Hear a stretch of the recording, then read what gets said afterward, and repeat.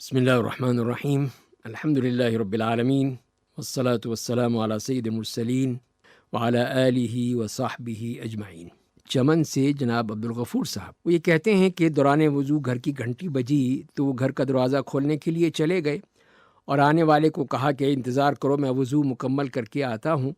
تو یہاں سوال یہ ہے کہ کیا وہی وضو مکمل کرے گا یا نئے سرے سے اس کو وضو کرنا پڑے گا؟ تو اس کے جواب میں عرض یہ ہے کہ اس مسئلے کی بنیاد اس بات پر ہے کہ تسلسل کے ساتھ اعضاء کو دھونے کا کیا مطلب ہے اور اس کا کیا ضابطہ ہے،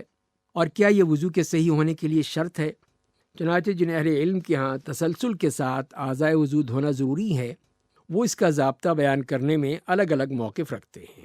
اسی طرح اعضاء وضو کو دھوتے ہوئے کتنا وقفہ مؤثر ہوگا، اس کے بارے میں بھی مختلف اقوال ہیں۔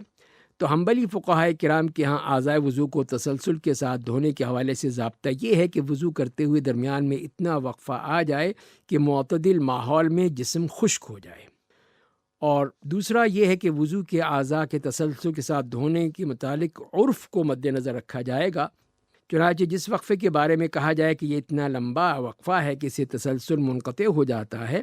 تو اس سے تسلسل منقطع ہو جائے گا، اور جس وقفے کے بارے میں کہا جائے کہ یہ لمبا وقفہ نہیں ہے تو اس سے تسلسل منقطع نہیں ہوگا۔ تو اس طرح بھی پھر کہا جا سکتا ہے کہ یہ وہ ضابطہ ہے کہ جس کے ذریعے سے ہم دیکھیں گے کہ وہ عرف کے مطابق ہے یا واقعی وہ خشک ہو چکے۔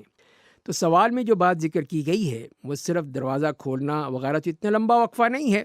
کہ جسے تسلسل جاری رکھنے میں مؤثر قرار دیا جائے، چاہے ہم تسلسل کے حوالے سے عرف کو معیار بنائیں یا اعضاء کے خشک ہونے کو معیار بنائیں، کیونکہ عام طور پر دروازہ کھولنے میں معمولی سا وقت ہی لگتا ہے اور وضو میں اعضاء کے خشک ہونے سے پہلے وضو کے لیے واپس آ سکتا ہے۔ لیکن اگر کسی اور کام میں کوئی شخص مشغول اتنا ہو گیا کہ وقفہ لمبا ہو گیا، تو یہاں یہ ہوگا اس کو نئے سرے سے وضو کرنا ہوگا، وہ وضو کافی نہیں ہوگا اس لیے کہ وقفہ زیادہ ہو گیا۔